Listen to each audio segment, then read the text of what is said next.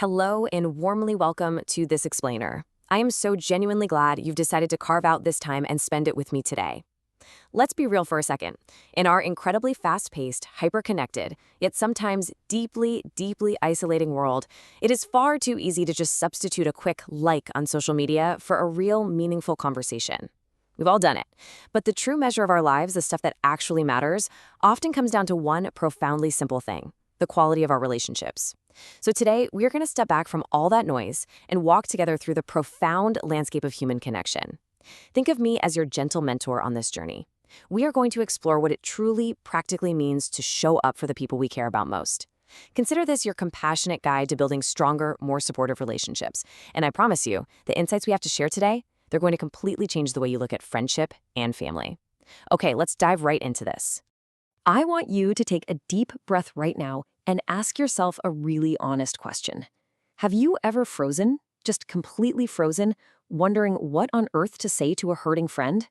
If your answer is yes, please hear me when I say that your fear of saying the wrong thing when a loved one is in pain is perfectly, entirely natural. So many of us carry this heavy, silent anxiety that we need to have the absolute perfect words ready at a moment's notice. We see someone we love struggling, and what happens? Our heart races, our mind goes totally blank, and sometimes, out of sheer terrifying fear of making things worse, we actually step back. But hey, you are here because you care, and today we are going to release that anxiety together. You don't need to be perfect, you just need to be present. Because here is the beautiful, overarching goal we are going to embrace today. Ready? We are going to completely remove the pressure to fix everything. Think about it. Society trains us from a very young age to be problem solvers, doesn't it? When we see a leak, we want to patch it. When we see a tear, we want to mend it. So stepping back to just be an anchor feels deeply, inherently counterintuitive. It feels like we aren't doing enough. But listen to me. You don't have to be a mechanic for other people's lives. Instead, we are going to embrace the simple, incredibly powerful act of just being there. Being there means becoming a reliable anchor in a really chaotic world. It's about establishing a solid foundation of trust that strengthens bonds and fosters immense resilience, simply by offering your genuine, unhurried presence. That is your superpower. There is a quiet, incredibly gentle power in simply reaching across a table and holding someone's hand. It's not just a nice gesture. It represents the literal, life-saving power of human connection. Being truly present extends so far beyond mere physical proximity. It embodies genuine emotional availability. When you offer that kind of consistent empathy and unwavering support, whether that's in joyful celebration or just sitting in quiet companionship, you are providing true psychological safety. You are giving your loved one a safe harbor where they don't have to perform for you, they don't have to pretend to be okay, and they don't have to carry the massive weight of the world all by themselves. They can just be. And what a massive relief that is. Now, you might be thinking, that sounds wonderful, but does just being there really do anything? Well, your desire to be a good friend isn't just a nice thought. It is backed by hard medical science. The data from the Mayo Clinic in 2024 makes this incredibly clear. Robust relationships significantly lower the risk of depression and decrease anxiety. But it actually goes even further than our mental state. When we feel truly safe with someone, our cortisol levels drop, our nervous system regulates, and our literal physical blood pressure lowers. To put that into perspective, this kind of deep connection actively increases longevity and boosts overall life satisfaction. Your efforts to connect, to simply sit with someone on a couch while they cry or vent, are literally life-saving. They build a robust foundation for resilience, making those shared burdens feel immensely lighter and collective joys brilliantly amplified. Section 1. The Valleys. Navigating the Tough Times. Life is absolutely full of peaks and valleys, right? And it's in the valleys, navigating the really, really tough times, where our relationships face their truest tests. These are the hardest moments, the intense crises where we are often paralyzed by uncertainty. There is a hard truth about showing up that we really need to acknowledge here. Dr. Christina Hibbert's 2025 research delves directly into this very common challenge. She reveals something fascinating. Our reluctance to support a loved one often stems from a well-meaning, deeply loving, but ultimately misguided desire to fix their problem. We freeze because we can't find a concrete solution, completely missing the beautiful fact that a solution isn't what's required at all in that moment. What's required is simply being present with the pain. Instead of picking up a metaphorical wrench to fix their problem, I want you to picture opening your hands. Literally, let go of the need for a grand, sweeping solution. Our instinct is always, always to make the pain stop, to offer a quick way out. It hurts us to see them hurt. But as your guide today, I gently want to encourage you to shift your focus to what actually matters, simply being present with the pain. Hold space.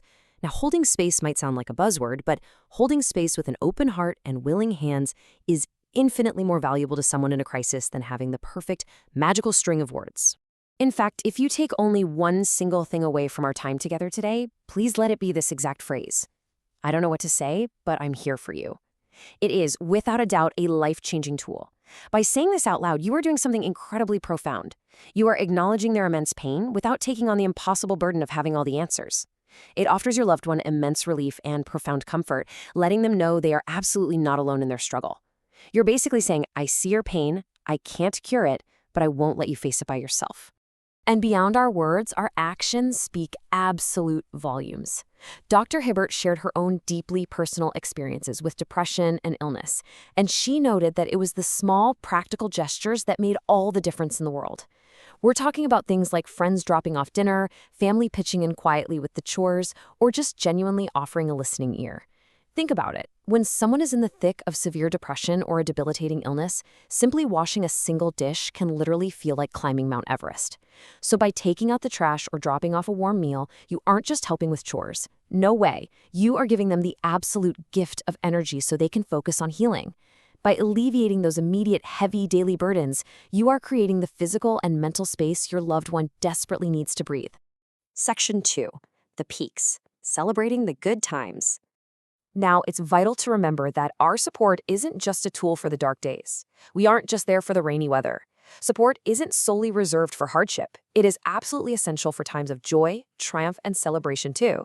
Joy shared is joy multiplied. Actively cheering on the successes of your friends and family is equally vital for strengthening your bonds. Doing so actually combats that subtle, quiet jealousy or discomfort that can sometimes creep into human nature when good things happen to others. When you celebrate them loudly and proudly, you are reinforcing positive achievements and building immense trust. You are laying a rock-solid emotional foundation that will be there for when the tougher times eventually inevitably arrive. To really see how this works in practice, consider the story of an author hosting a book launch party. Writing a book can be an incredibly lonely, grueling process full of intense, personal challenges, heavy self-doubt, and late nights. So, standing in front of a crowd at a launch can leave a person feeling incredibly exposed and intensely vulnerable. But the genuine presence of friends and family, just looking out and seeing those warm, familiar, smiling faces in the crowd, transformed what could have been a lonely, nerve-wracking milestone into a truly uplifting celebration. It wasn't just about the physical book making it to print. It was the shared affirmation, the authentic excitement, and the undeniable validation of years of hard work. That, my friends, is the true power of showing up for the good times. Section 3. The art of empathic listening.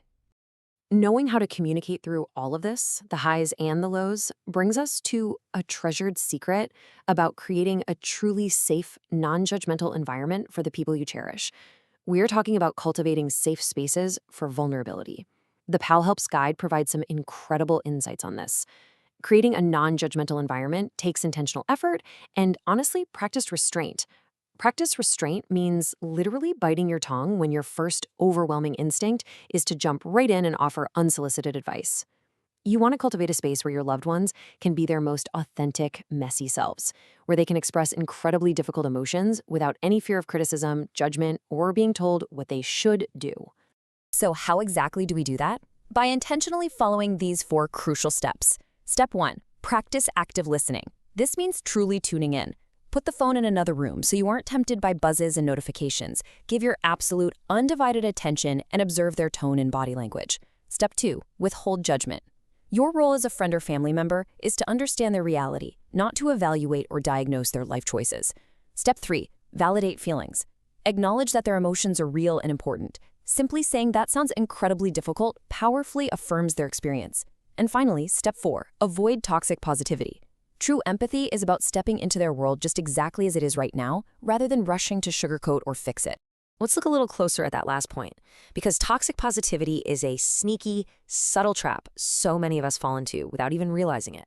These are well-intentioned phrases like telling someone to look on the bright side, or assuring them that everything happens for a reason, or embracing a good vibes-only mindset. I need to gently but firmly warn you against using these phrases. While they are usually meant to comfort, they actually completely invalidate genuine emotions. When you tell someone good vibes only during their absolute darkest hour, you make them feel profoundly misunderstood, and you pressure them to suppress how they are truly feeling just to make you more comfortable. Instead, scratch that instinct. Focus entirely on validating their current raw experience, no matter how messy or uncomfortable it is. Section 4. The reality of serious illness and daily support. This level of deep, unwavering empathy becomes profoundly important when we face the darkest valleys life has to offer. Navigating the reality of serious illness and providing daily support requires a very special kind of presence, where your quiet companionship and your ability to truly attune to their specific energy levels are absolutely paramount. When navigating serious illness, we often desperately want to say things like, "You're gonna beat this." While it sounds incredibly supportive and rallying, realize that this actually places a huge, heavy burden of optimistic performance on someone who might be physically exhausted and absolutely terrified. Instead, saying "I'm here for you" prioritizes your steadfast commitment to them, regardless of the uncertain outcomes. Acknowledging their reality honestly without forcing shiny platitudes is the absolute greatest gift you can provide when their entire world feels unpredictable. When it comes to the nitty-gritty day-to-day, here is a highly practical checklist for you, drawing on some wonderful wisdom from the sources Gum on My Shoe and Not a Bad Life. First, be proactive. Send that quick text even when they swear they are fine. People often retreat and isolate themselves precisely when they are hurting the most, so your proactive outreach matters deeply. Next, offer practical help. Run the mundane errands, cook the meals to ease their daily load. Don't ask "what can I do?" Just say, "I'm dropping off lasagna on Tuesday." Third, follow up consistently. Remember those key dates, the tough anniversaries of a loss, and previously discussed concerns. And finally, know when to suggest professional help, but remember to frame it delicately as an additional layer of care to complement your friendship, not to replace your presence. Section 5. The Marathon. Setting Healthy Boundaries. Now, I want to reassure you right here and now, you are human too. To be the anchor itself must be solid. I want to completely reframe boundary setting for you right now. It is not a restriction. It is absolutely not selfish. It is an act of profound sustainable love. Relying on the incredibly helpful guidelines from Improve Your Social Skills, we see that avoiding burnout is absolutely essential for providing quality support over the long haul. You cannot pour from an empty cup. You must recognize your limits. Overextending yourself until you snap helps literally no one. Remember to support, not fix, encourage their autonomy instead of fostering dependency. And critically, accept mutual support. Healthy relationships thrive on reciprocal care. Let your friends support you too. Letting others help you is actually a beautiful gift you give to them. It strengthens the bond and proves that support is a deeply beautiful, ongoing two-way street. So as we bring our journey to a close today, I want to leave you with an encouraging, heartfelt call to action. Start today. Be the anchor. Often, the absolute hardest part of all of this is simply initiating that contact. I highly, highly encourage you to take a moment right now. Think of that specific person in your life who might need a lifeline today. Send that text, make that phone call, or schedule that coffee visit today. Your presence doesn't have to be perfect. You don't need a script. It just has to be genuine. That imperfect, genuine presence possesses the immense literal power to completely transform lives. I will leave you with this profound thought to carry with you. When you can't look on the bright side, I will sit with you in the dark. Read that slowly, let it sink in, internalize it. The world desperately, desperately needs more people who show up authentically, willing to brave the shadows with the people they love. Thank you so much for joining me for this explainer and letting me be your guide. So before you close this window and go about your day, I want you to ask yourself one final important question. Who in your life is sitting in the dark right now, just waiting for you to pull up a chair?